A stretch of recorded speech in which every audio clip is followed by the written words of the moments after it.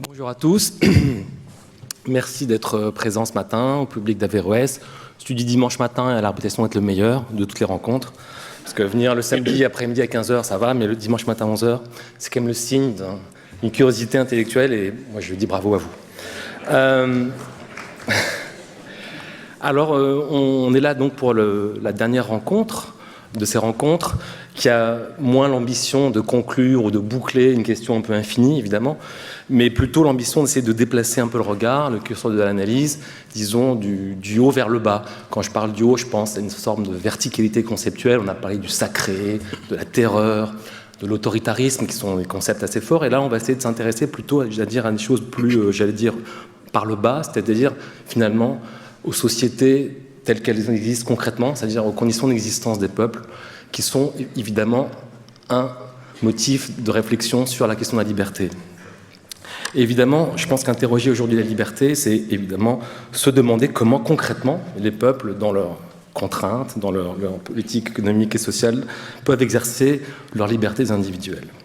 Alors, les contraintes économiques, on va en parler beaucoup, les politiques d'austérité, les questions de surveillance étatique sont évidemment des questions qui, aujourd'hui, vont avoir un enjeu important à travers notamment 3 cas qu'on va essayer d'analyser ce matin, le cas d'Algérie, de la Tunisie et de la Grèce. Je vous présente nos invités rapidement.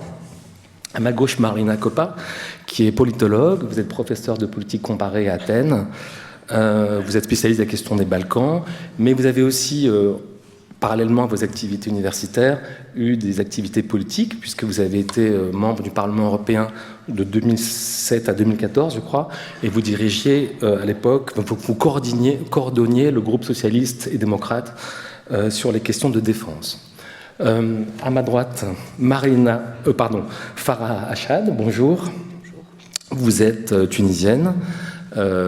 Ancienne avocate, juriste, on peut le dire, militante associative. Vous avez créé en Tunisie, juste après la révolution de 2011, un think tank, une sorte d'association à vocation scientifique qui s'appelle le Labo démocratique. Et vous travaillez justement sur votre enjeu, c'est d'essayer d'enraciner en Tunisie une démocratie innovante, active.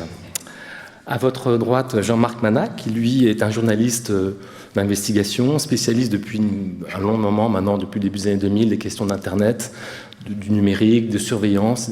Il a beaucoup écrit, et il écrit beaucoup toujours sur ces questions, dans 10 000 médias possibles, au Canard enchaîné, aujourd'hui un peu sur le blog du Monde aussi. Il a un blog qui s'appelle Bug Brother, voilà.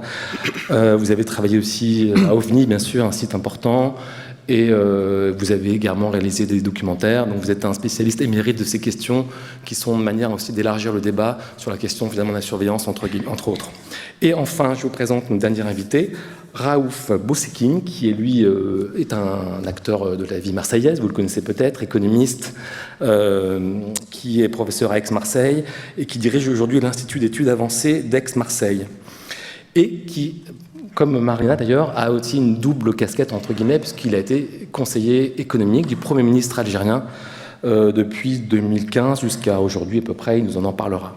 Alors, pour lancer la conversation, je voulais juste rappeler une citation du philosophe Michael Fossel, qui vient de sortir un très beau livre que je vous conseille, qui s'appelle L'avenir de la liberté, qui est une réflexion sur la liberté à partir des textes fondateurs de Rousseau, Kant et Hegel. Bon, c'est de la philosophie, mais je pense que c'est une manière aussi de poser bien le problème.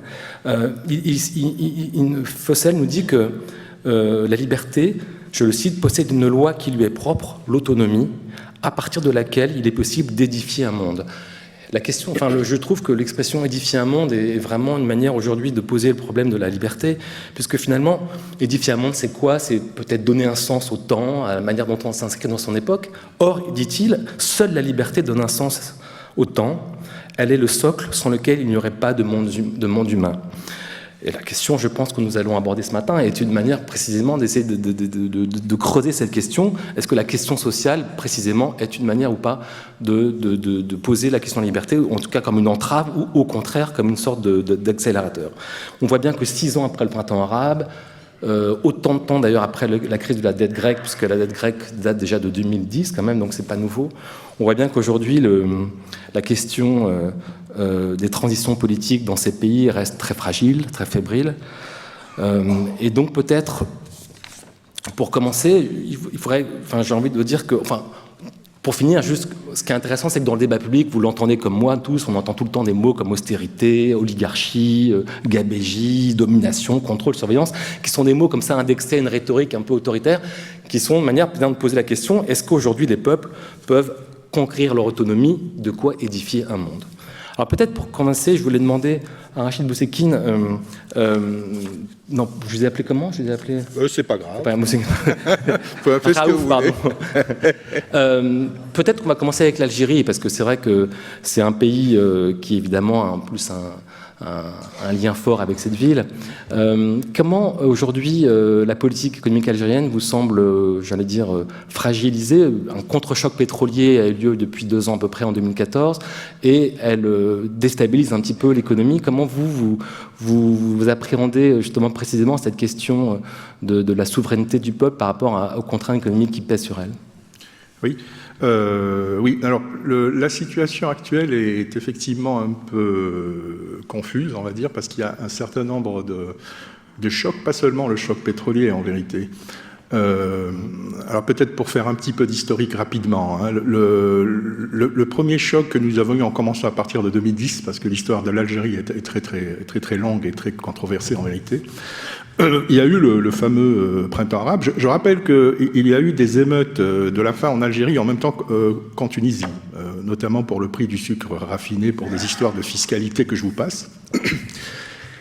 Et donc, là où la révolution tunisienne a fonctionné, on peut discuter de pourquoi ça a réussi. En vérité, c'est beaucoup plus compliqué que ce qu'il y paraît.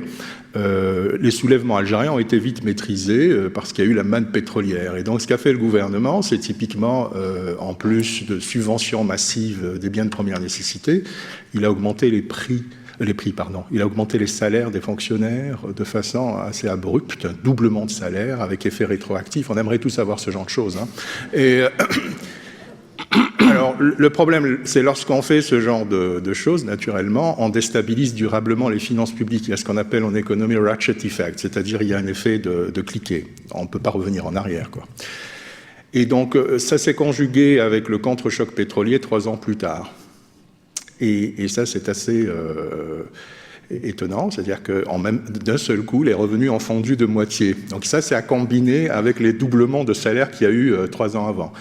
Donc on se retrouve avec des déficits budgétaires colossaux, bien supérieurs à ceux de la grecque à l'époque de la troïka, la joyeuse troïka de l'époque grecque, là. On se retrouve avec des déficits budgétaires de l'ordre de 16%. Et pourquoi? Et d'ailleurs, si on prend l'année de base 2014, je ne vais pas vous embêter avec des détails techniques, juste pour vous dire qu'il y a un vrai problème d'ajustement des recettes aux dépenses. Si on prend l'année de base 2014, qui est l'année du contre-choc pétrolier, où il y a eu un baril de pétrole à 110 jusqu'à juin, puis 55 juste après, prix moyen 99 quand même, déficit budgétaire 8%. Vous imaginez un déficit budgétaire avec un baril à 100 en moyenne, alors qu'il est maintenant de 60, il a été à 50, il a été à 30 en janvier 2016. Donc il y a un vrai problème de désajustement. Que doit faire le gouvernement?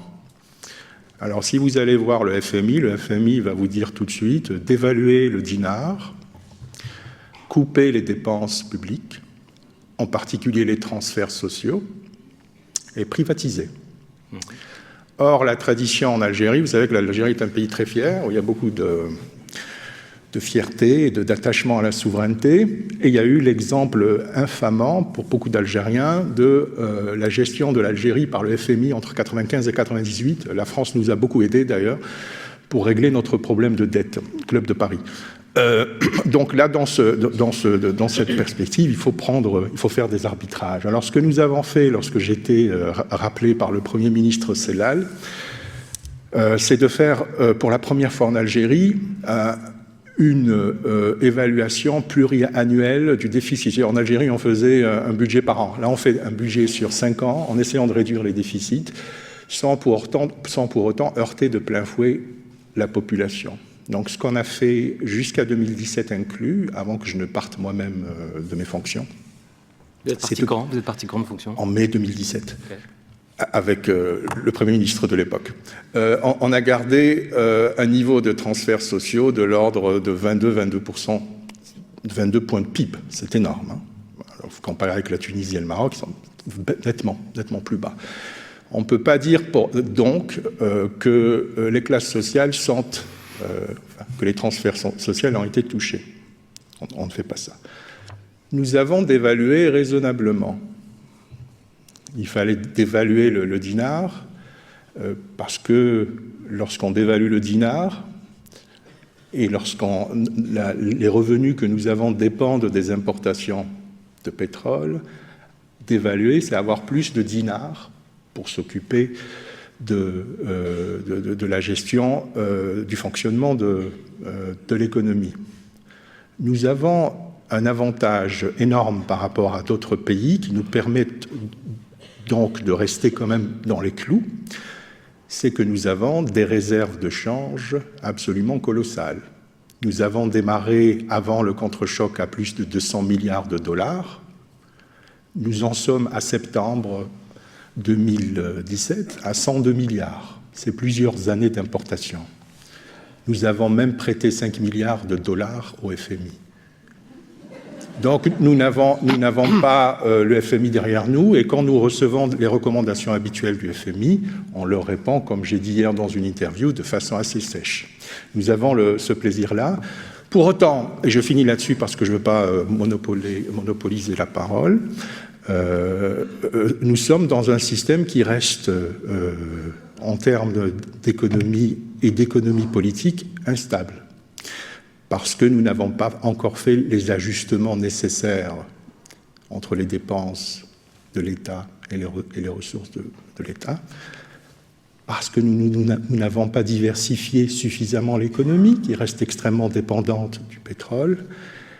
Alors on peut se poser la question, pourquoi on n'a pas démarré encore le processus? On a fait quelque chose, ça reste assez peu ajusté à la gravité de la situation. Donc si on veut aller vers un système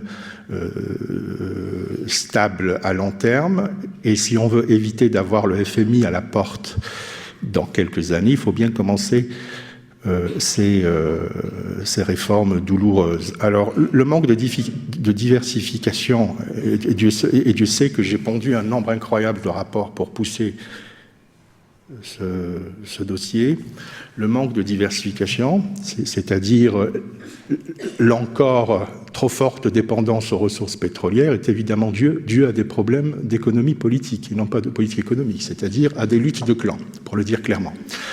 Et dans ce cas, la solution ne peut être finalement que politique. À supposer que les choses avancent sur ce plan. Alors, il y a sur le bureau du gouvernement algérien un certain nombre de plans de développement pour diversifier l'économie et pour ajuster au fur et à mesure le niveau des dépenses à celui des ressources.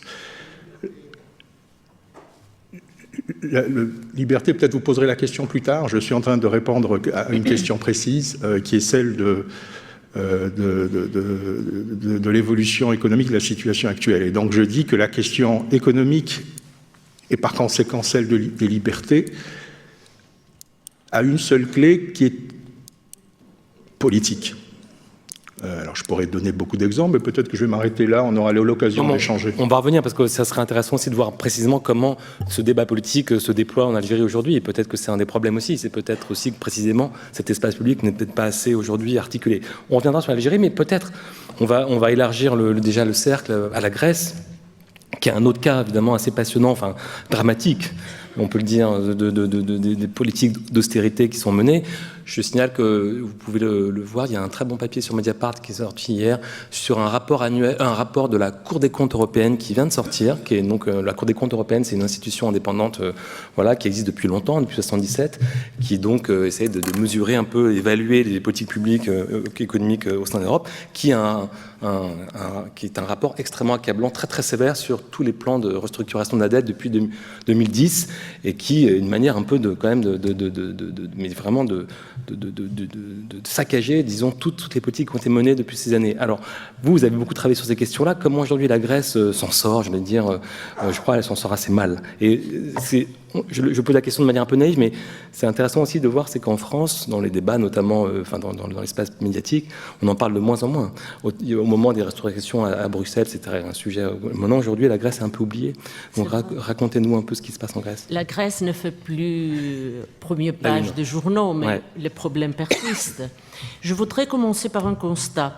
Ce qu'on voit en Grèce aujourd'hui, c'est la redistribution des revenus la plus violente en temps de paix après la Deuxième Guerre mondiale. La classe moyenne est anéantie, il y a une paupérisation progressive de la population et les inégalités montent. Le pays a perdu le 25% de son PNB depuis 2010. Le chômage est à 30% en moyenne et parmi la population jeune de moins de 30 ans, 65%. Alors, les données sont comme ça. Un autre constat est que la place réservée aux droits de l'homme ces dernières années, et pas uniquement en Grèce, mais dans tous les pays de crise et en Europe en général, a diminué en même temps que le budget public partout en Europe. Mais contrairement aux budgets nationaux, les droits de l'homme ne bénéficient pas des plans de sauvetage. D'un côté, il y a les mythes des paresseux du Sud et les fourmis travailleurs du Nord, mais aussi les difficultés économiques combinées avec les mesures d'austérité pas toujours efficaces qui menacent la base de la démocratie et portent atteinte aux droits humains et surtout les droits sociaux, droits économiques, droits civiques et politiques. Parce que, en général, la responsabilité part des institutions nationales légitimes et responsables pour d'autres institutions comme la Troïka, c'est-à-dire le FMI, la Banque centrale européenne et la Commission, qui ne sont pas responsables devant un corps légitime. Quand j'étais invitée ici, Thierry Fabre m'a demandé est-ce qu'on peut parler d'une souveraineté limitée pour la Grèce ? Et comme je pensais après sur cette question, je peux dire qu'en Grèce aujourd'hui, on a une colonie de dettes, c'est-à-dire une colonie d'un type nouveau, une colonie de temps de globalisation, où le mécanisme de contrôle international est vraiment la dette. Et en réalité, sur la base des accords, les mémoranda, le pays n'est plus indépendant et n'est plus souverain, parce qu'elle est soumise justement au contrôle de cette troïka. Est-ce un protectorat de type de Kosovo ou de Bosnie? Non. Un protectorat, au moins, est désigné comme tel par des traités.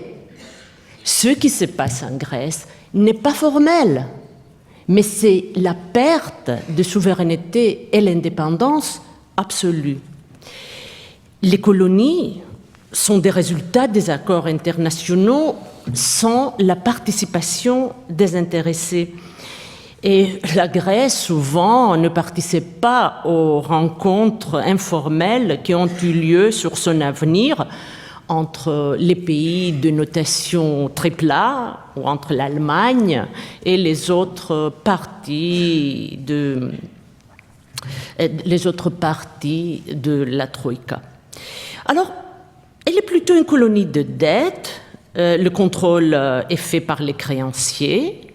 Et ce contrôle fait actuellement partie du système institutionnel du pays.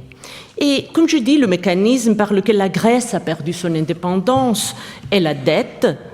Elle est une colonie de dette, comme je dis, où le capital financier, à l'âge de globalisation, fait les jeux.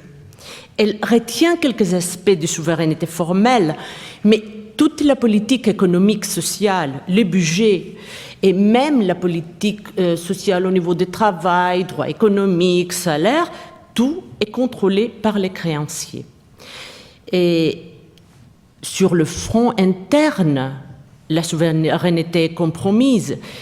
Les pouvoirs formels du Parlement restent intacts, mais le Parlement est obligé de voter des lois de 900 pages dans un délai de 48 heures où les députés n'ont pas même la possibilité de lire la totalité des textes. Et après, la discussion et le processus du vote prend uniquement 5 à 6 heures.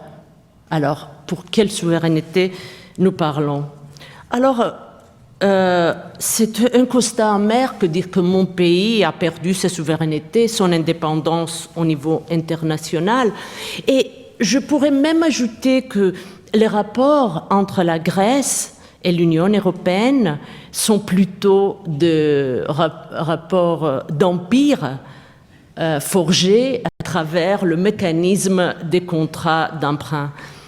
Et le pays est devenu comme ça par ce mécanisme et en fait, et en même temps que l'Union européenne devient un empire, c'est pas mon idée à moi ça, il y a plusieurs écrivains qui ont travaillé sur ce nouveau concept de l'Union européenne comme un empire.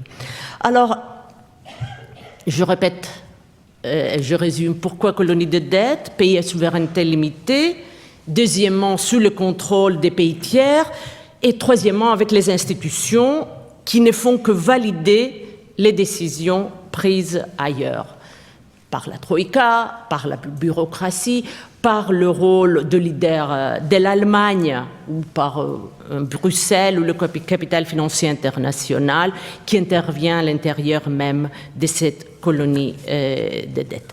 Et en même temps, des secteurs clés de l'économie, les secteurs bancaires, le secteur public, sont aussi contrôlés par les créanciers. Alors, les contrats de prêt sont utilisés pour transformer un État souverain en une colonie de dette où la démocratie, l'État social, l'État des droits sont compromis. Et aussi où les fondements de l'Union européenne, respect des droits de l'homme, démocratie, égalité, sont tout à fait compromis.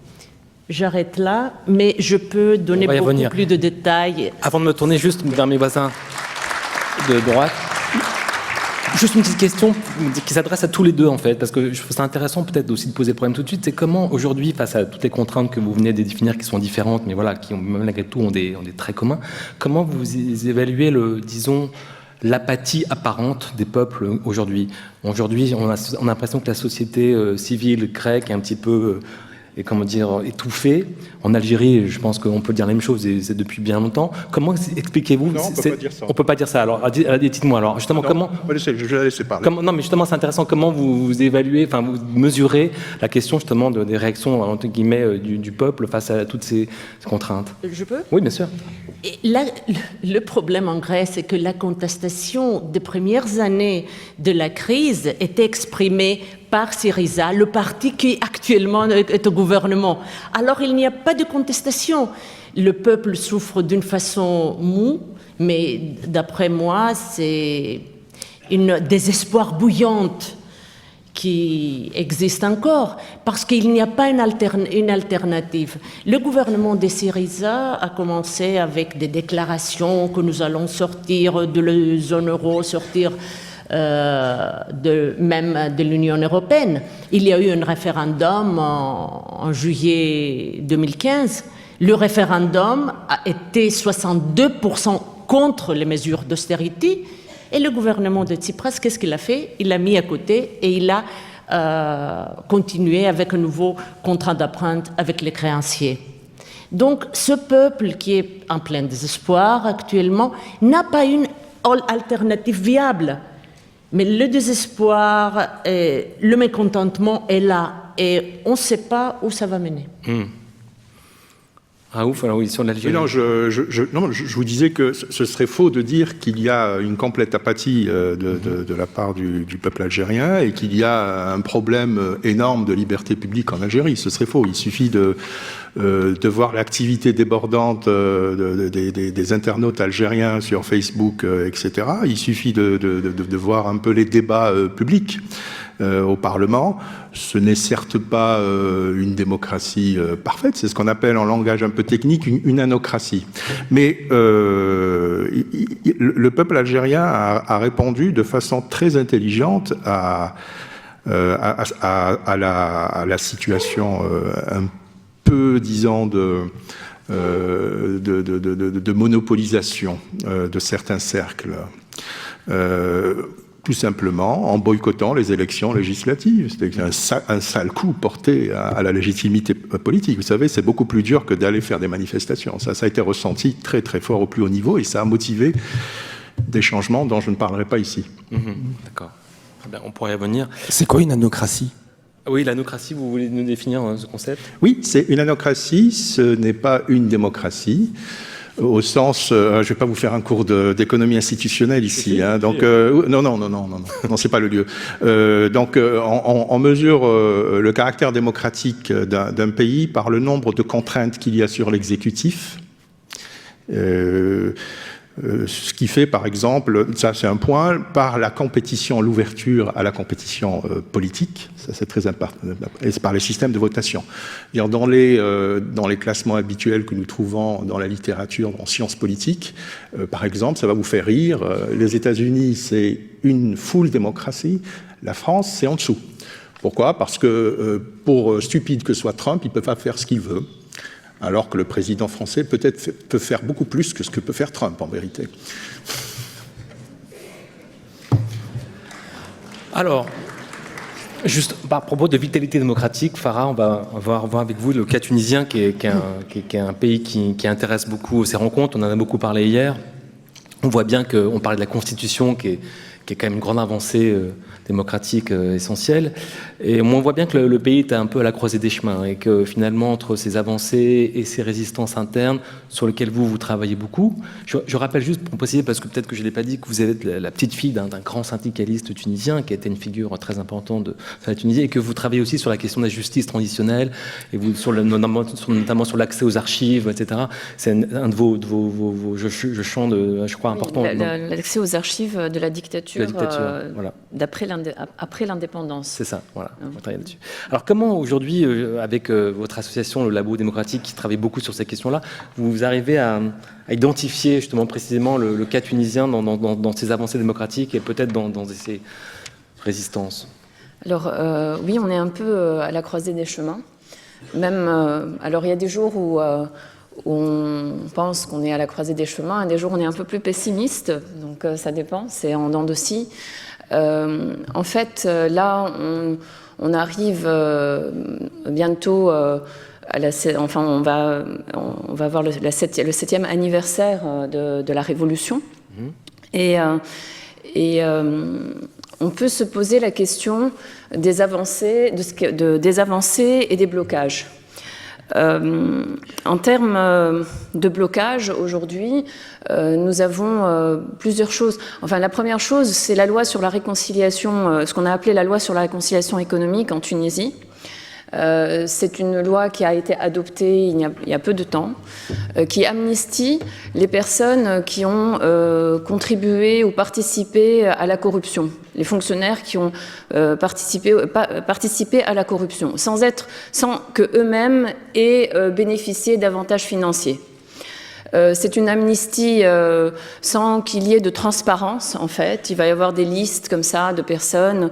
Donc, en gros, dans la liste, il peut y avoir des gens qui finalement ont bénéficié d'avantages financiers et ce sera très difficile de contrôler tout ça. Ceci est un vrai blocage, enfin c'est une régression même par rapport à tout le combat qui a été mené depuis 2011 sur la justice, ce qu'on appelle la justice transitionnelle, c'est-à-dire que la vérité soit faite sur les mécanismes de l'ancien régime, que ce soit en termes de droits de l'homme, de violence, de torture. Bon, ça, on est en train d'avancer, mais aussi de crimes économiques. Et les crimes économiques étaient au cœur du problème de l'ancien régime. Donc, ceci est une régression. Et le gouvernement, en fait, le régime, enfin le gouvernement en place, le Parlement a adopté cette loi. En même temps, en fait, c'est assez. D'abord, les partis qui ont voté cette loi, il y a le parti Nidetoun et le parti islamiste. Nous, en Tunisie, dans la société civile, on dit qu'on est passé d'une justice transitionnelle à une justice transactionnelle. parce qu'on voit bien qu'il y a quand même une sorte d'alliance pour mettre un peu ce couvercle sur les choses de l'Ancien Régime, de faire ralentir ce processus de justice transitionnelle. Deuxième chose, cette loi a été adoptée le jour même, ou enfin à quelques jours près, je ne me souviens pas, de quelque chose, d'une grande avancée. Par contre, mais on dirait que ça a été fait exprès pour faire passer la pilule, qui est l'abolition d'une circulaire qui empêchait les femmes tunisiennes, musulmanes, d'épouser des non-musulmans. C'est-à-dire qu'il fallait que l'homme non-musulman se convertisse pour pouvoir épouser une Tunisienne musulmane. Ce qui était contraire à la Constitution, même d'ailleurs, même sans la Constitution, sans la nouvelle Constitution, avant déjà, ce n'était pas tout à fait légal. En réalité, cette circulaire n'était pas tout à fait légale. D'ailleurs, elle avait été contestée en justice et certains juges avaient considéré qu'elle n'était pas très légale. Mais donc, on a aboli cette circulaire le jour même, ou enfin la veille, quelque chose comme ça, que l'adoption de la loi sur la réconciliation économique ou administrative. Donc on voit bien que la chose qui fait un tout petit peu peur aujourd'hui, c'est de reprendre cette rhétorique de l'Ancien Régime sur le féminisme d'État, sur les avancées des droits des femmes, pour masquer en même temps d'autres types de régressions en termes de droits politiques et droits individuels ou d'avancées démocratiques. Donc ce point, je veux rester prendre vraiment mes précautions. On est à la croisée des chemins. Je ne suis pas en train de dire que c'est le cas, que c'est la régression, que tout est noir, pas du tout.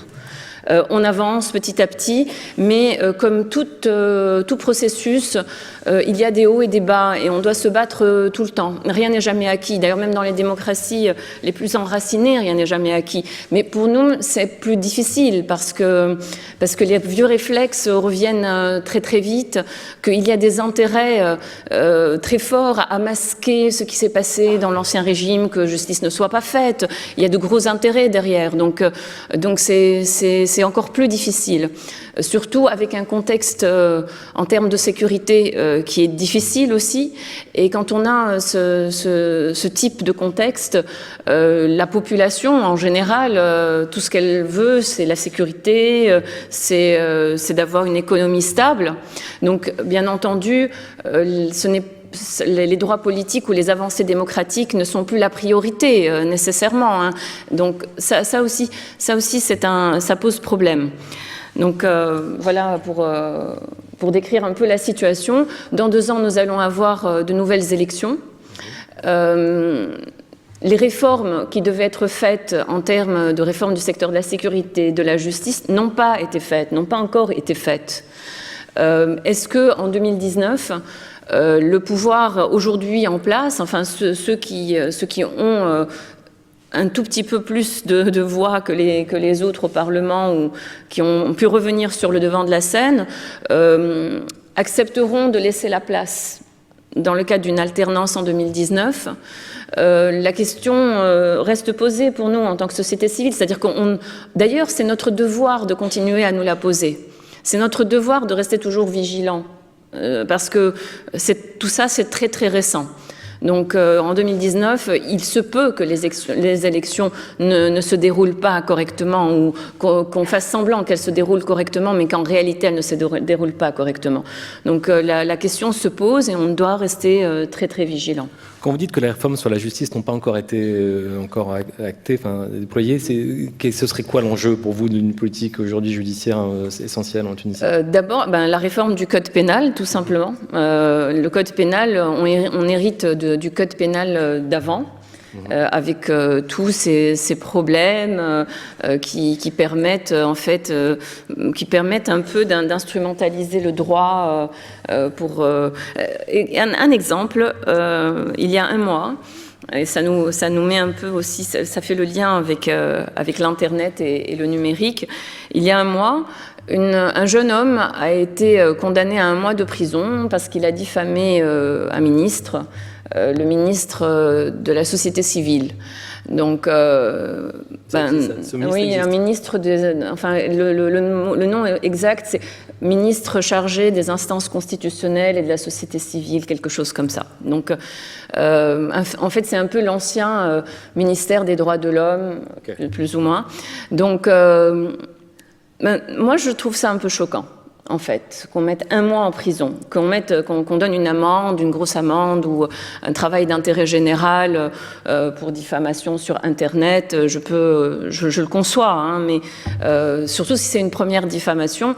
Mais 1 mois de prison, je trouve que c'est excessif, en fait.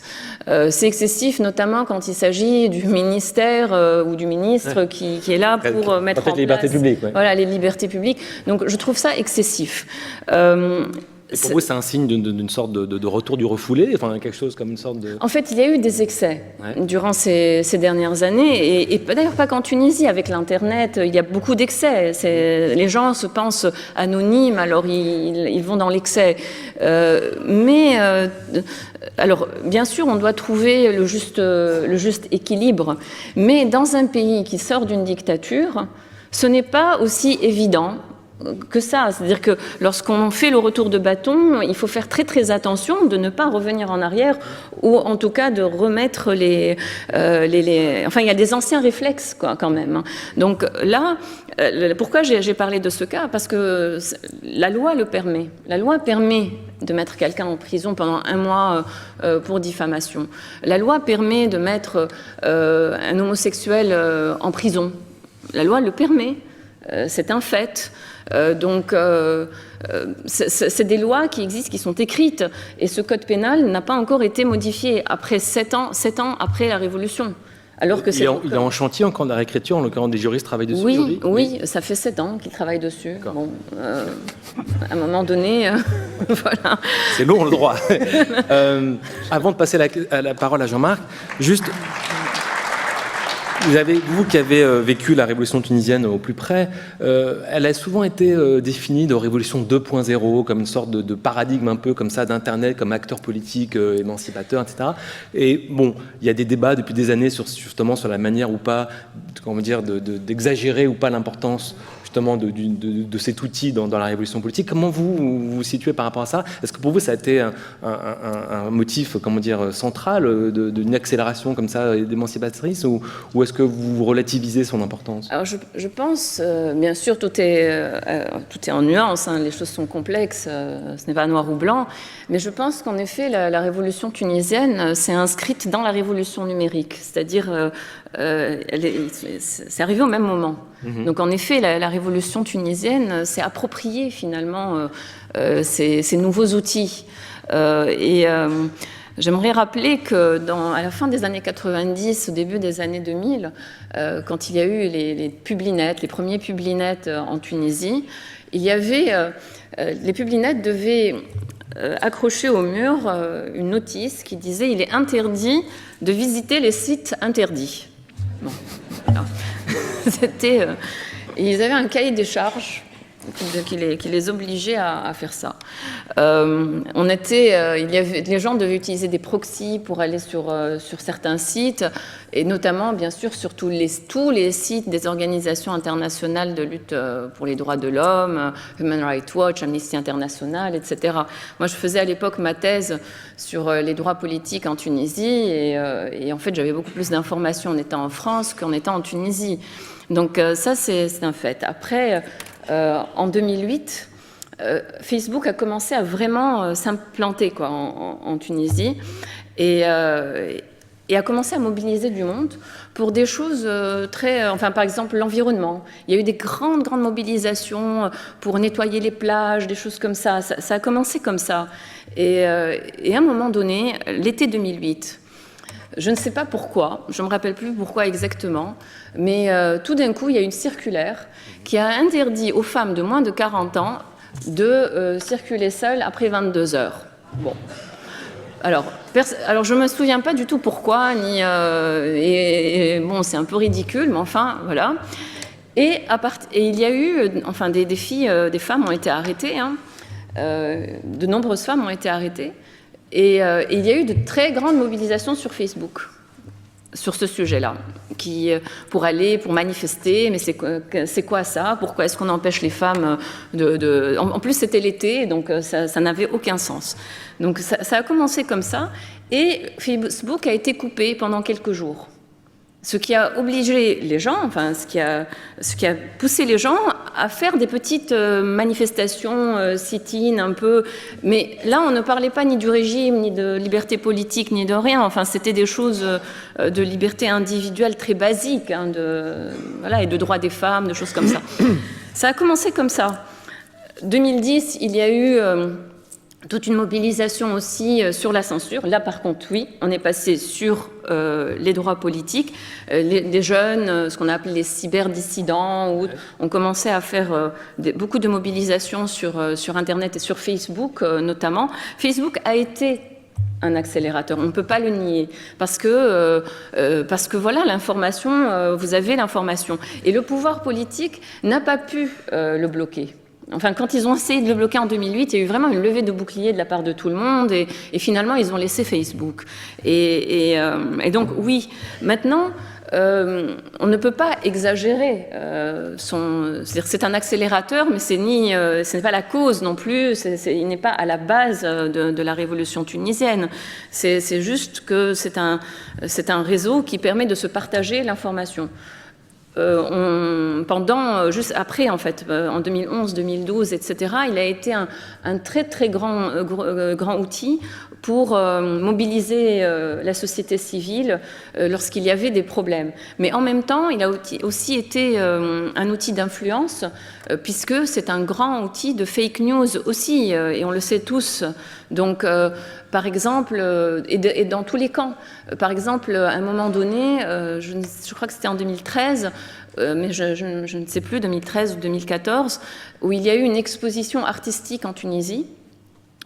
Et tout d'un coup, il y a eu des manifestations contre cette exposition sous prétexte qu'il y aurait un tableau représentant le prophète Mohammed dans l'expo. Et il y avait même une photo de ce tableau qui circulait sur Facebook, disant « Regardez, ils font ça, ils vont exposer ça, etc. » Et alors que c'était faux, en fait. C'était un tableau qui était au Sénégal, qui n'avait rien à voir avec la Tunisie, qui ne devait pas du tout être exposé à cette exposition-là. Donc on voit bien qu'il y a eu une mobilisation basée sur un fake news Alors, pourquoi ? Je ne sais pas. Est-ce que c'est quelque chose qui est pensé ? Est-ce qu'il y a quelqu'un, une organisation, quelque chose derrière qui a lancé cette fausse nouvelle pour mobiliser des gens contre une exposition artistique ? Qui ? Exactement ? Ou est-ce que c'est tout simplement une méprise, tout simplement quelqu'un qui a dit une bêtise et puis après ça grandit, je ne sais pas. Enfin, je pense que ça mérite des études, ce genre de choses aujourd'hui. Alors justement, c'est l'occasion justement de continuer le tour de table pour avoir un peu l'analyse de Jean-Marc, parce que justement, qui travaille beaucoup sur ces questions de contre-internet, de contre-public, des espaces politiques un peu comme ça, dans des espaces justement du numérique un peu différents. Et comment aujourd'hui on voit bien que dès qu'on parle du numérique dans ses implications politiques, on oscille toujours entre deux écueils, quoi. Soit on mythifie dans une vision un peu spontanéiste Internet comme un acteur politique absolument génial. Je me souviens du conseiller d'Hillary Clinton qui avait dit que Internet était le Che Guevara du XXIe siècle, au moment précisément de la révolution tunisienne. Donc est-ce qu'il y a cette vision un peu mythifiée comme ça ? Et à l'inverse, on a aussi une autre vision qui est très très forte aussi, qui est un peu la paranoïa générale, qui est en gros l'empire de la surveillance. J'ai encore vu sur l'espace de la bibliothèque tout à l'heure, il y a plein de bouquins qui s'appellent l'empire de la surveillance, c'est Ignacio Ramonet. On parle de Big Mother comme une sorte de dictature un peu molle. Donc on voit bien qu'on est un peu entre ces deux comme ça fils. Comment aujourd'hui vous voyez cette question-là, et notamment on regarde des révolutions du printemps arabe qui ont été quand même un moment important pour au moins poser ces questions. J'ai envie de dire, je vis en mode fake news depuis Snowden. Pardon. Je vis en mode fake news depuis Snowden. C'est-à-dire que depuis que Snowden a commencé à sortir des documents sur la NSA, tout le monde est persuadé que la NSA surveille tout le monde, parce qu'on a beaucoup parlé de surveillance de masse, ce qui est absolument pas vrai. Il n'y a pas de surveillance de masse, il y a de la collecte de masse. Il y a beaucoup de fantasmes, parce que dès qu'il s'agit d'Internet d'une part, dès qu'il s'agit des services de renseignement d'autre part, ça fait deux abcès de fixation qui fait qu'on a tendance à leur prêter des super pouvoirs, alors que pour en répondre à votre question, Facebook a probablement beaucoup moins contribué au printemps et aux révolutions arabes que Facebook n'a contribué au Brexit et à l'élection de Trump. On en discutait hier soir. Ce qui se passe en Syrie, c'est probablement la guerre la plus documentée qui ait jamais existé sur Internet et dans l'histoire de l'humanité. So what ? Ça a changé quoi? On en est à un stade aujourd'hui où il y a des polémiques qui sont en train de transparaître dans la presse, notamment américaine, parce que on a tellement pointé du doigt la responsabilité de Google, de Facebook, de Twitter dans la propagation des contenus terroristes de l'État islamique, que aujourd'hui ils ont désigné des robots. Non seulement ils payent des salariés en permanence pour censurer des contenus à tour de bras, ils ont programmé des robots, ce qu'on appelle des bots, pour censurer des contenus, ce qui fait qu'on en arrive à un stade où il y a des gens comme Nicolas Hénin qui ont été victimes de l'État islamique, otages de l'État islamique, qui sont censurés sur Facebook ou sur Twitter parce qu'ils ont relayé une photo avec le drapeau de l'État islamique et qui sont accusés d'être des suppôts de l'État islamique, un comble. On en arrive à ce que des dizaines de milliers de comptes soient censurés par jour sur Twitter. On ne me fera pas croire que chaque compte a été censuré par un être humain qui a fait jouer les droits de la défense, qui a demandé à la personne de prouver, qui respecte la présomption d'innocence. Non, c'est de la censure de masse. Et on en arrive aujourd'hui au stade où YouTube censure des chaînes vidéo créées par des défenseurs des droits humains syriens qui documentent les atrocités, que ce soit de l'État islamique ou de l'armée de Bachar el-Assad, parce qu'il y a des images d'égorgement ou des images gore, des images d'incitation à la violence. Ce à quoi les ONG de défense des droits de l'homme disent « mais c'est grâce à ça qu'on va pouvoir les faire condamner un jour. Donc arrêtez de censurer ». Or, on a des responsables politiques qui, pour l'essentiel, voire la quasi-totalité, voient les réseaux sociaux comme une sorte d'incarnation du mal, parce que c'est l'incarnation de la propagande de l'État islamique, pour ce qui est en tout cas des responsables occidentaux, pour ce qui est des responsables dans des pays qui seraient plus dictatoriaux. C'est à cause des réseaux sociaux qu'il y a des petits cons qui font la révolution. Non, on prête beaucoup aux réseaux sociaux, on leur fait porter des responsabilités qu'ils ne devraient pas avoir à porter. Dans un état de droit, c'est pas à une entreprise privée, a fortiori américaine, de décider de censurer un compte d'un utilisateur français, belge, tunisien ou syrien. C'est pas comme ça que ça se passe. Et donc, à contrario, c'est clair que on a la doctrine militaire russe qui a changé avec le printemps arabe. C'est-à-dire que quand le chef d'état-major militaire russe a vu le printemps arabe, il s'est aperçu que c'était génial parce qu'on pouvait faire des révolutions sans avoir envoyé de porte-avions, sans avoir envoyé de chars d'assaut et sans avoir envoyé des soldats qui risquent leur peau. Alors ça n'a pas empêché qu'il l'ait fait en Syrie. Mais donc il a développé toute une doctrine militaire de la guerre de l'influence, et Dieu sait si l'armée russe, avec son passé soviétique, est expert en propagande et en manipulation, pour arriver à mettre en place ce qu'on a vu avec le Brexit, ce qu'on a vu avec l'élection de Trump, à savoir le fait que des services de renseignement militaire ou des entreprises payées par des pouvoirs politiques en place, plus des militants qui le font parce que c'est leur intérêt politique, convergent pour arriver à instrumentaliser une élection, pour arriver à instrumentaliser des opinions avec des fake news, avec des campagnes d'influence, avec des manifestations du mouvement Lives Matter, Black Lives Matter, qui étaient organisées depuis Moscou par les services de renseignement russes dans des petites villes aux États-Unis, ce qui est quand même assez un comble, et en même temps, parce qu'il faut être clair sur cette, parce que là effectivement sur cette guerre de l'information, c'est pas seulement les Russes. On sait qu'il y a une entreprise américaine qui s'appelle Cambridge Analytica qui a travaillé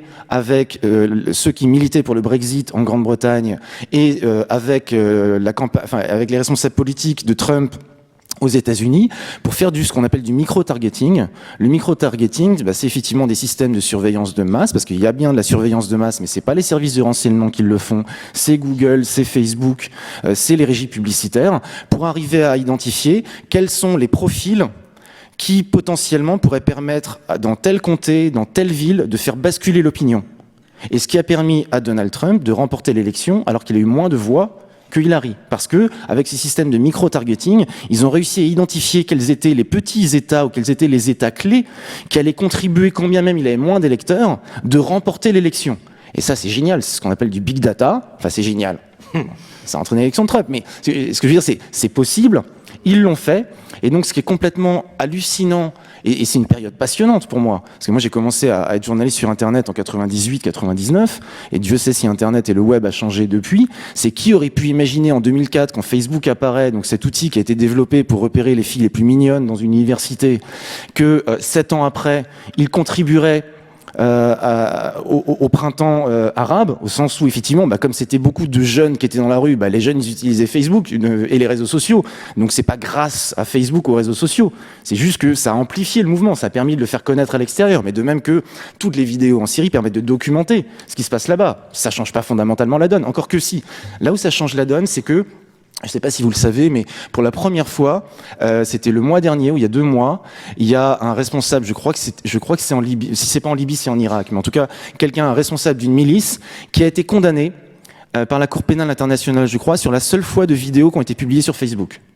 Donc, comme il avait documenté le fait de buter des gens, d'exécuter des gens, ok, tu l'as documenté, tu le mets sur Facebook, c'est ça qui vaut condamnation. Donc on sait maintenant que ces vidéos-là, parce que c'est aussi les premières fois où on a des gens qui documentent le fait de buter des gens. Enfin, ça a été répété hier soir. Les nazis faisaient pas ça. Enfin, en ce moment, les Birmans ne font pas ça avec les Rohingyas. Enfin, bon. Donc on commence à voir qui aurait pu, par ailleurs, dans la foulée, qui aurait pu imaginer en 2011, quand Facebook passait pour un grand défenseur, le Che Guevara 2.0, a contribué comme ça au printemps arabe, qui aurait pu imaginer que 6 ans plus tard, les services de renseignement russes et une boîte de big data américaine travailleraient pas main dans la main, mais de concert ou en parallèle, pour contribuer à déstabiliser les États-Unis et déstabiliser l'Union européenne. Qu'est-ce qui va se passer dans 6 ans ? J'en sais rien. Là, aujourd'hui, je vois depuis 1 mois, 2 mois, de plus en plus de tribunes dans la presse anglo-saxonne qui parlent de nationaliser Facebook et Google. Parce qu'aujourd'hui, au-delà, et Apple potentiellement, au-delà même de l'évasion fiscale, en tout cas de tout l'argent qui ne rentre pas dans les pays où ils font pourtant de l'argent, aujourd'hui, ce sont des puissances qui ont plus de pouvoir politique, géopolitique, sociale, économique, culturelle, que la majeure partie des pays qui sont membres de l'ONU. Qu'est-ce que ça va devenir ça dans 5, 10, 15, 20 ans ? C'est des questions qui sont passionnantes, qui sont extrêmement complexes. Là où c'est un petit peu difficile, c'est qu'effectivement Google et Facebook et Apple, enfin ce qu'on appelle les GAFAM, plus il faut rajouter les Baidu et compagnie, parce que maintenant c'est Baidu. Maintenant on parle beaucoup des GAFAM, ouais. Mais ce qu'il faut bien comprendre, c'est que en ce moment, là où ça se passe le plus, c'est pas tant du côté seulement des États-Unis, c'est du côté du Brésil, du côté de l'Inde, de ce qui est en train de se passer en Chine, en Corée du Sud, où il y a des puissances qui sont en train de monter et qu'il faut également suivre, parce que aujourd'hui, ces multinationales, que ce soit aux États-Unis ou que ce soit dans les pays émergents, acquièrent une telle puissance de frappe géopolitique, économique, socio-culturelle qu'ils vont être plus puissants que les États. Donc ça veut dire quoi en termes de défense des libertés ? Parce que eux, leur intérêt, c'est leurs actionnaires. Ils ont les moyens, en plus, financièrement parlant, ils sont tellement pétés de thunes, si vous me passez l'expression, ils ont les moyens de financer je ne sais combien de cabinets d'avocats, les meilleurs cabinets d'avocats, à la fois pour l'évasion fiscale, enfin, c'est pas de l'évasion fiscale, c'est de l'optimisation fiscale, excusez-moi, à la fois pour de l'optimisation fiscale, et en même temps, pour pouvoir justement résister aux tentatives de plainte ou de pression de la part de politiques. Et ça, dans l'histoire de l'humanité, j'ai pas le souvenir qu'on ait jamais été confronté à de tels acteurs privés, multinationaux, quand bien même ils sont tous à la fois aux États-Unis, aux îles Caïmans, en Hollande, au Luxembourg, enfin avec les montages fiscaux et géopolitiques, mais qui fait que la défense des libertés, et je finirai là-dessus, c'est il faut arrêter de penser surveillance de masse sur la NSA et les services de renseignement, en tout cas dans les pays occidentaux. On pourrait peut-être parler d'Amésis en Libye ou dans certains, où le business de la surveillance, des systèmes de surveillance de masse dans les pays totalitaires. Mais par contre, là, aujourd'hui, un des grands défis en matière de liberté, c'est clairement ces gros acteurs privés qui interfèrent dans nos démocraties et je les fustige pas. Heureusement qu'on a des Google, qu'on a des Facebook, qu'on a des Twitter, parce que avant, on avait le RTF quand même.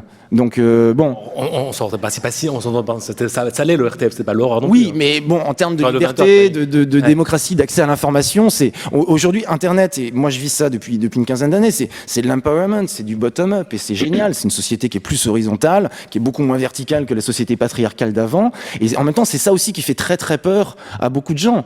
Le fait de, moi je me souviens quand j'ai commencé, c'était Françoise Giroud dans les années 90 disait Internet est en danger public parce que n'importe qui peut dire n'importe quoi. Ouais. Bah, Ouais, c'est Françoise, encore un refrain qu'on entend. Oui, mais c'est ça la démocratie en même temps. Enfin, je veux dire, c'est le principe. Ou alors sinon, c'est pas la démocratie. À ce moment-là, on réinstaure le fait qu'il y a que ceux comme là, nous, on a le droit de parler, vous avez le droit de vous taire. Après, dans 5 minutes, vous allez avoir la parole, mais on va vous demander de pas dépasser les 30 secondes. Moi, je suis beaucoup plus horizontal. Donc, ils veulent. Mais Alors, pour revenir à la question justement des... Pour revenir à la question des bouleversements comme ça, du numérique qui aurait comme ça altéré, affecté la question des libertés, comment finalement, vous disiez tout à l'heure que le numérique a changé en 15 ans, enfin énormément. Donc pour vous, justement, est-ce que vous diriez que les libertés sont plutôt menacées ou plutôt finalement, si on fait une synthèse de ce que vous nous dites, parce que vous tirez un peu plusieurs fils en même temps, donc du coup... C'est la thèse que je défendais dans le bouquin que j'avais écrit qui s'appelle la vie privée, un problème de vieux con, point d'interrogation. La liberté quoi? La vie privée, un problème de vieux con, point d'interrogation. Okay. C'est pas un problème de vieux con. C'est ce que j'avais écrit ce bouquin parce que à l'époque, je sais pas si certains s'en souviennent, le premier reportage qui a été consacré à Facebook à la télévision française sur Envoyé spécial montrait des jeunes filles de 15 ans et grosso modo le message c'était de dire Facebook ça permet à des gamines de 15 ans de se photographier en selfie en décolleté et d'acheter de la bœuf. Ce qui était une vision que somme toute relativement caricaturale de Facebook et on voit ce que ça est devenu aujourd'hui Facebook et donc moi j'avais fait un bouquin pour expliquer bah non Facebook c'est un réseau social, on mène une vie sociale. Avant les gens ils allaient jouer au foot en bas de la cage d'immeuble, aujourd'hui on n'a plus le droit parce qu'il y a des pédophiles partout semble-t-il, paraît-il en France depuis les années 90. Donc les jeunes n'ont plus le droit d'aller dans la rue, donc qu'est-ce qu'ils font ? Ils vont sur Facebook. Sauf que maintenant comme les parents et les grands-parents sont aussi sur Facebook, bah maintenant ils sont passés sur Snapchat, sur WhatsApp, sur d'autres réseaux sociaux mais pour avoir une vie sociale. Et à contrario, ça c'était la première partie du bouquin, la deuxième partie du bouquin, je disais mais à contrario, on vit effectivement de plus en plus dans une société de surveillance, mais c'est pas sur internet seulement que ça se passe. Je sais pas si vous le savez mais j'ai fait la comptabilité depuis 2002, enfin depuis les attentats de 2001, l'arrivée de Sarkozy au ministère de l'Intérieur et de Chirac et de Sarkozy, on va dire, on en est à plus de 100 lois sécuritaires en France. En l'espace de 10 ans, en France, on est passé de 30 000 à 60 000 places en prison. Et là, Macron veut en construire 15 000 ou 12 000 ou 15 000 de plus. Est-ce qu'il y a 2 fois plus de délinquance aujourd'hui qu'il n'y en avait il y a 10 ans ? Est-ce qu'il y a beaucoup de pays, dans ces pays qui sont soi-disant des anocraties, qui ont passé une centaine de lois ? Il y a combien de pays au monde qui ont passé une centaine de lois sécuritaires au Parlement ? Aujourd'hui, moi je me suis intéressé beaucoup à la vidéosurveillance et j'avais fait un cache investigation il y a 2 ans où on montrait qu'il y a des boîtes qui font du business en faisant peur aux gens, histoire de leur vendre des solutions de surveillance, notamment la biométrie, la vidéosurveillance. Business de la peur dont on parlait déjà. Business de la peur. Ouais. Et ce que je sais, c'est que là, depuis 2-3 ans, ce que je vois, c'est des communautés de communes et des villages où ils installent des caméras de vidéosurveillance. Donc ils n'ont pas d'argent pour réparer les chiottes qui puent dans les écoles. Par contre, ils vont claquer des dizaines de milliers d'euros pour installer des caméras de vidéosurveillance à l'entrée du village. Donc, est-ce qu'on vit dans une société de surveillance ? Oui, très clairement. Ça se passe un petit peu sur Internet. Et un des parangons, c'est probablement effectivement ce qui s'est passé au Brexit et avec l'élection de Trump, parce qu'on voit que les traitements de big data peuvent nuire à des démocraties. Ça se passe essentiellement sur cette culture de la peur, avec cette sorte de révolution conservatrice, réactionnaire. Parce que là, j'avais été très surpris au moment du mariage pour tous de voir à quel point, pour une frange réactionnaire conservatrice, ils sont en train de vivre leur anti-mai 68, en fait. C'est les valeurs qui avaient été défendues, qui avait été porté par mai 68. Aujourd'hui, il y a très peu de personnes qui vont se battre dans la rue, faire des manifs. Moi, quand j'étais lycéen dans les années 80, c'était la jeunesse emmerde le Front National. Ça n'existe plus, ça, des manifs de lycéens, mais même d'étudiants qui emmerdent le Front National. A contrario, on a de plus en plus de lycéens et de jeunes qui basculent le Front National. Pourquoi ? Parce que maintenant, hier, on en parlait, je crois que c'était hier après-midi, il y a de moins en moins de valeurs ou de choses où la démocratie, ça fait plus vraiment rêver parce que tous ces trucs sont en crise. Par contre, ce qui fait rêver de plus en plus de gens, c'est effectivement des logiques de peur, des logiques conservatrices. C'était mieux avant. C'était mieux avant quand c'était pas la crise. Donc on va essayer de revenir avant. Et moi je suis choqué de voir à quel point on a un certain nombre de responsables de gauche, soi-disant de gauche,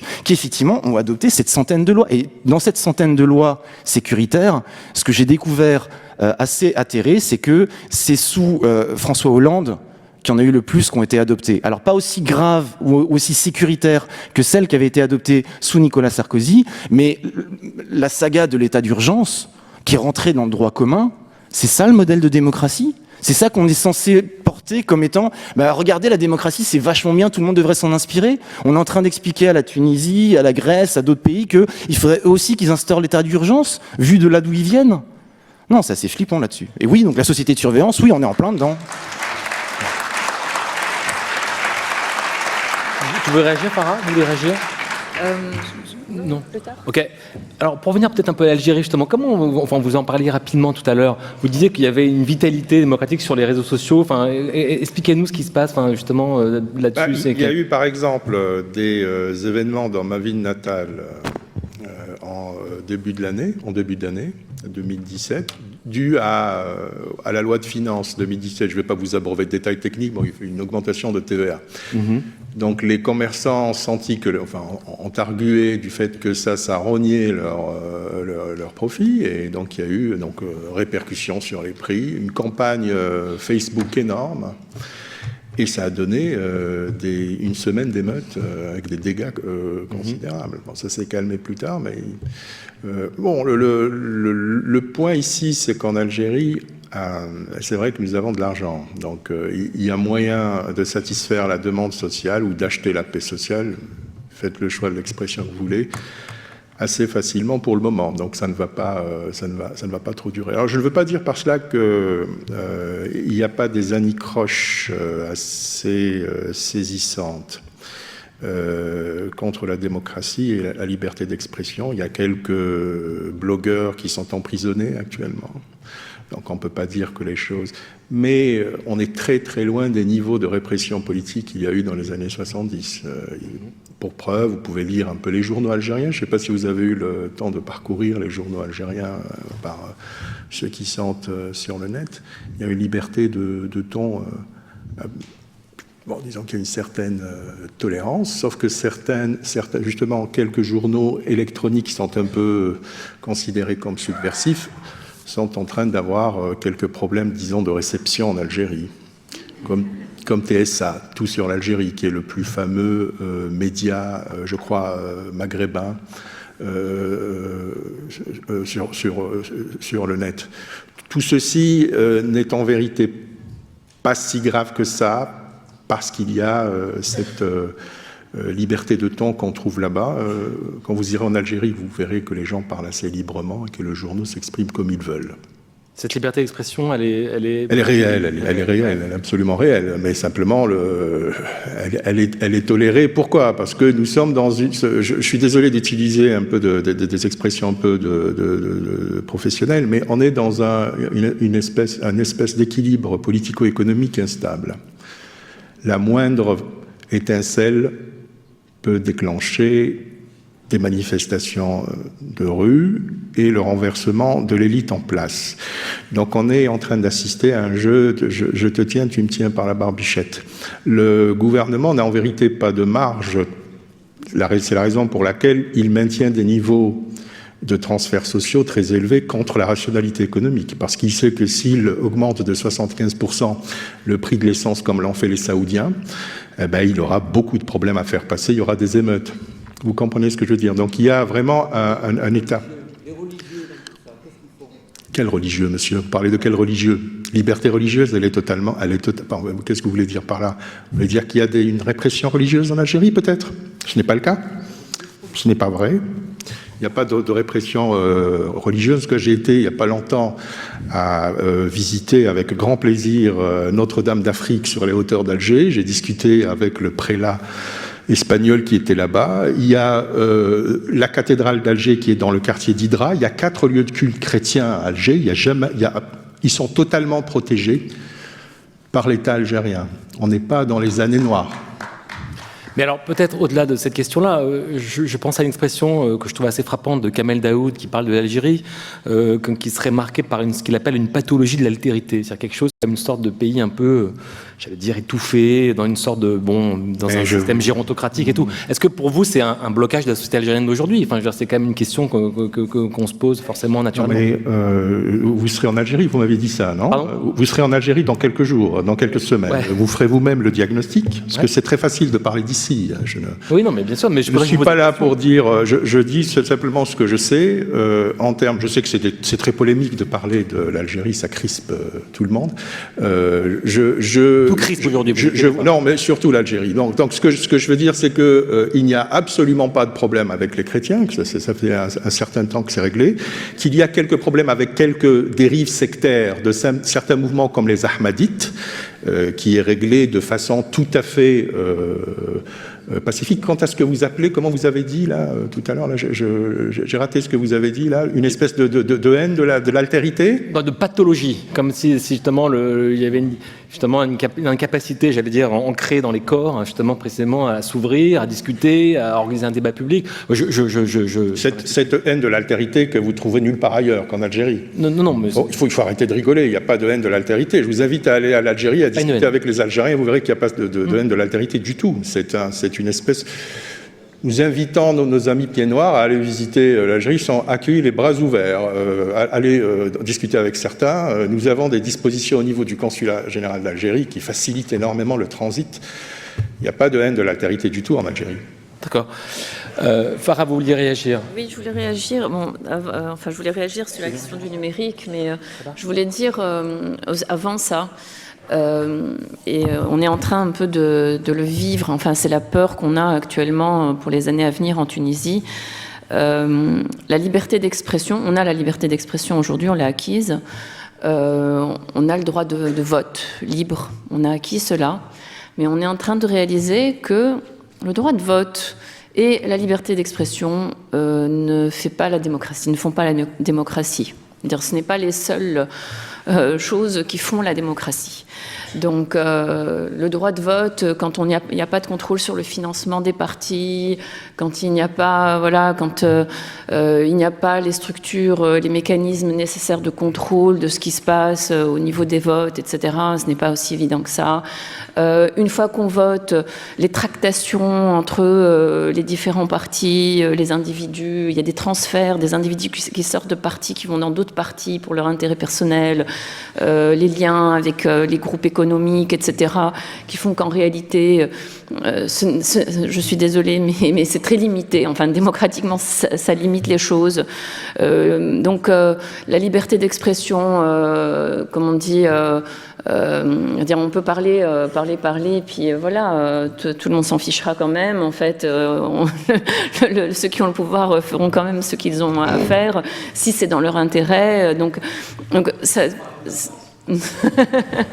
Donc, je parle de tous les pays en fait. Je pense que vraiment la démocratie telle que nous la concevions ou l'idéal qu'on s'en faisait, là on est un tout petit peu. Enfin, moi, issue d'un pays qui vivait en dictature, je pensais qu'en mettant en place la démocratie, on allait être capable de réaliser en fait les valeurs que nous avions apprises à l'école, en gros, enfin en théorie.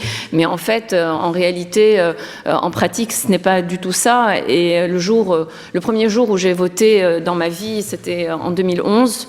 J'étais très contente d'aller voter. J'ai fait 6 heures de queue pour pouvoir voter.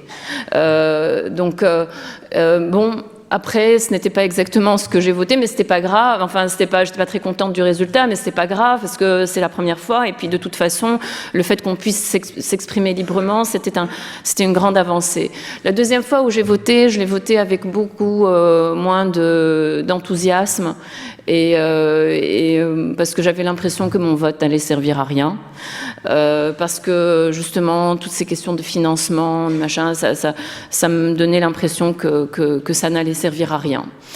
Donc à un moment donné, liberté d'expression, droit de vote, ce n'est pas suffisant pour caractériser une démocratie en tout cas. Bon, pour revenir au numérique, par rapport à je voulais parler la question de la fragilité. Pourquoi fragilité? Parce que, en fait, on est en train de passer d'un ordre ancien à un nouvel ordre avec cette révolution numérique et l'Internet.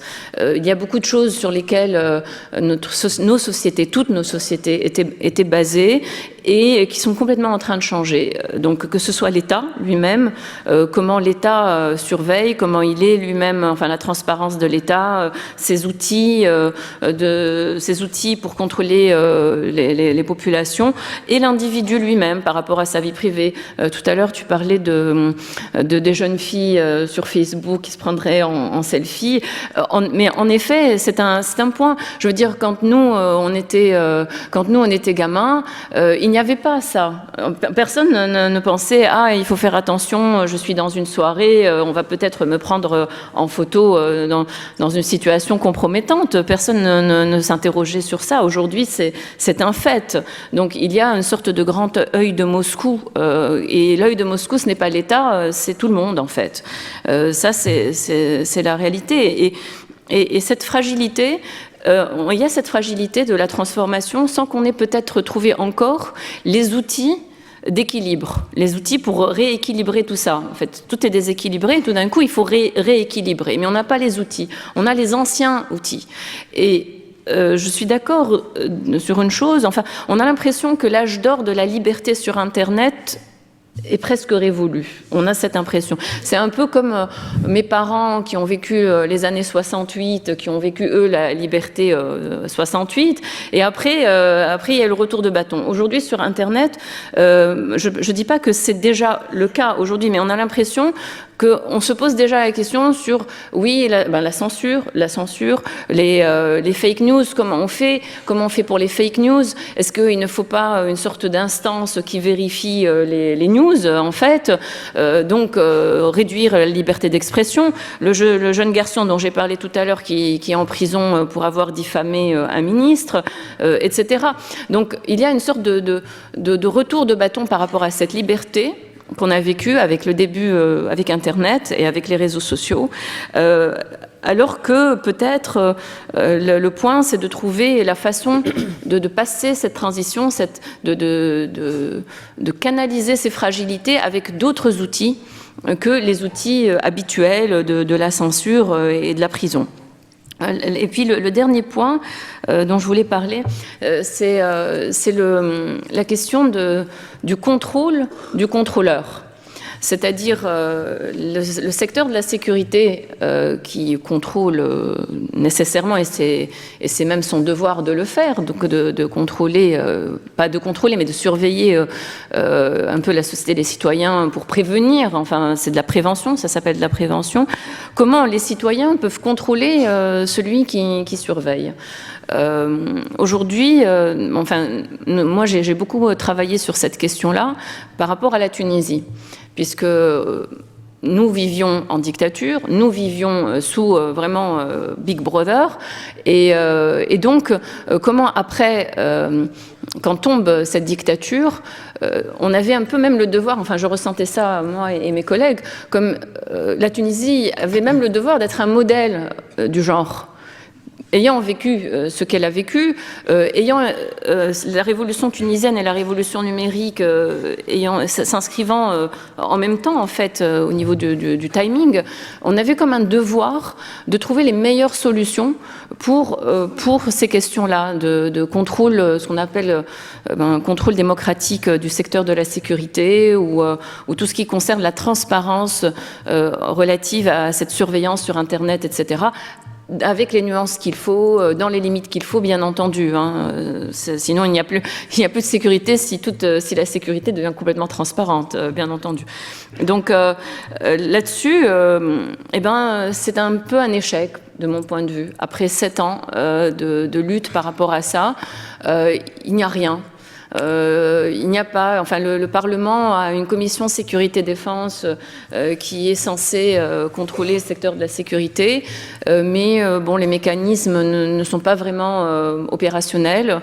En termes de surveillance concernant l'utilisation des technologies de l'information ou la surveillance technologique, il y a Il semblerait que lorsqu'il y a une surveillance, ça passe par la justice, mais en fait, je pense que c'est pas le cas hein, toujours, parce que c'est pas réaliste tout simplement.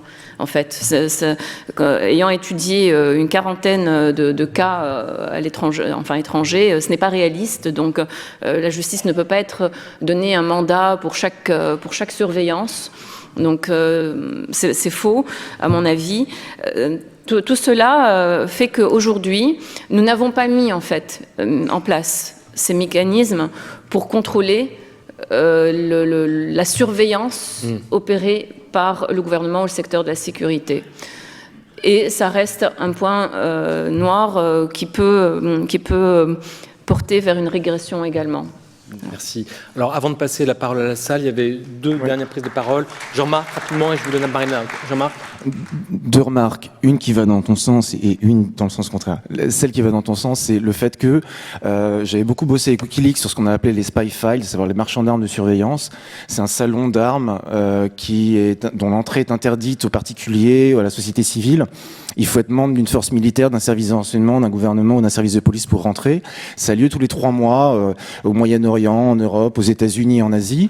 Et ce sont des PME souvent qui vendent des systèmes de surveillance, alors soit de surveillance de masse à destination de petits pays totalitaires où il n'y a pas trop d'internautes, soit des logiciels espions qui valent de 200 à 1 million d'euros pour arriver à pirater les derniers iPhones, parce que ça coûte très très cher de pirater les dernières versions des iPhones ou des dernières versions des Android. Et donc il y a plein de petites PME occidentales, parce que c'est essentiellement des régimes des entreprises occidentales qui vendent à quasiment la totalité de tous les pays du monde entier, mais bien évidemment majoritairement à des pays qui n'ont pas les ressources techniques universitaires en interne pour pouvoir développer eux-mêmes ces logiciels. Et donc c'est un marché qui n'existait pas en 2001, qui aujourd'hui vaut plusieurs milliards de dollars par an. Il se trouve que il y avait une société française qui s'était illustrée en la matière, c'était Amesis, qui avait conçu un système de surveillance de masse pour la Libye de Kadhafi. J'avais contribué à révéler son existence en 2011. Suite à ça, ça a fait scandale. Et il y a eu les accords de Wassenaar qui régissent les biens double usage, qu'on appelle les dual use. Les biens double usage, c'est qu'ils peuvent avoir un usage civil ou militaire. Et donc les biens double usage doivent être contrôlés, l'exportation doit être contrôlée par les autorités. Et qu'est-ce qu'on a appris à l'été dernier? Que le régime du maréchal Al-Sisi en Égypte a eu l'autorisation d'acheter un système de surveillance de masse à une entreprise française. Bon, l'Afghanistan, non. Mais l'Égypte, oui. Donc on voit que des entreprises occidentales de démocratie continuent à vendre à des régimes pas tout à fait démocratiques, des outils qui visent très clairement à lutter contre la démocratie. Quand on avait interviewé le directeur commercial d'Amesis, il avait dit « Nous, on a vendu un système pour lutter contre des pédophiles, des terroristes et des trafiquants de drogue ». Quand j'avais sorti la liste que j'avais trouvée dans le mode manuel, dans la liste des personnes qui étaient ciblées, parce qu'ils sont tellement débiles qu'ils avaient mis la liste des personnes ciblées dans le mode d'emploi du logiciel. Et quand j'avais montré la liste et que c'était celui qui était devenu l'ambassadeur de Libye à Londres quand Kadhafi est tombé, des poètes, des dissidents et un avocat de WikiLeaks. Donc quand j'avais montré ça à Julian Assange, il était très content de voir qu'un de ses avocats était espionné par les Libyens parce qu'il était l'avocat aussi de dissidents libyens. La réponse du directeur commercial d'Amesis, ça avait été de dire « Mais qui vous dit que c'est pas des pédophiles ?» Voilà. Donc la diabolisation de l'internet, les pédophiles, les nazis, les terroristes, voilà, ça c'est la caricature totale. C'est très facile d'arriver à faire peur aux gens pour leur vendre des solutions de surveillance. Et en ce sens-là, quand bien même Wassenaar est arrivé et qui est censé contrôler la vente à l'export, on voit que si une boîte française peut vendre au maréchal Sisi, c'est qu'a priori il y a plein d'autres pays qui vont acheter. A contrario, quand je disais tout à l'heure que depuis Snowden, je vis en pleine fake news parce que tout le monde est persuadé que la NSA surveille tout le monde, alors que c'est pas du tout, ils ont autre chose à foutre. Il y a tellement de cibles à surveiller et il y a tellement par ailleurs d'internautes qui envoient en permanence tellement de SMS, de mails, qui regardent des vidéos sur YouTube que surveiller 5 milliards d'internautes, c'est juste matériellement pas possible. Enfin, faut arrêter avec ça. A contrario, ce qui est très intéressant, c'est que on a tellement pointé du doigt la responsabilité de Google, Facebook, etc., que on n'a jamais eu autant d'outils que depuis les révélations Snowden pour pouvoir contourner la censure, pour pouvoir s'exprimer de façon anonyme, pour pouvoir naviguer sur le web de façon anonyme, même y compris dans des pays totalitaires, pour pouvoir protéger ses communications. Moi, je m'intéresse à la sécurité informatique depuis une quinzaine d'années. Et il a fallu attendre les révélations Snowden pour qu'un petit logiciel qui s'appelle Signal, que vous pouvez installer sur votre téléphone portable, iOS ou Android. Donc signal de Open Whisper System, c'est recommandé par Snowden, c'est recommandé par des professionnels de la sécurité informatique. Ça prend 1 minute à installer et ça, c'est chiffrement bout en bout, c'est-à-dire c'est chiffré sur votre téléphone portable et c'est déchiffré sur le téléphone portable de vos correspondants. Ça n'existait pas auparavant, c'était super compliqué de faire du chiffrement. Avant que Tor ne soit rendu mainstream, donc Tor, c'est un petit navigateur que tout un chacun peut installer sur son ordinateur, qui permet de contourner la censure, qui permet de visiter des pages web de façon complètement anonyme. Et donc, on n'a jamais eu autant d'outils pour faire valoir nos droits à la liberté d'expression et les droits des citoyens à revendiquer la démocratie. Ça n'existait pas il y a 10 ans. Et ça, en ce sens-là, je trouve ça... c'est une note d'espoir parce que et dernier point, je finirai là-dessus. On parle encore beaucoup de surveillance de masse. Il se trouve que aujourd'hui, 80% du trafic qui va vers les serveurs de Google est chiffré.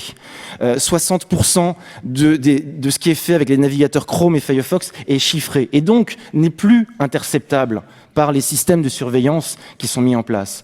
Donc je pense que voilà, c'est au jeu du chat et de la souris, bien évidemment les forces sécuritaires à chaque fois vont essayer d'aller plus loin, mais en face il y a les défenseurs des droits de l'homme qui sont aussi là, et c'est quelques dizaines de personnes dans le monde, mais ces quelques dizaines de personnes dans le monde sont vraiment à l'avant-garde de ce que nos démocraties vont pouvoir être, à savoir on a maintenant des moyens d'être des contre-pouvoirs, et je finirai là-dessus.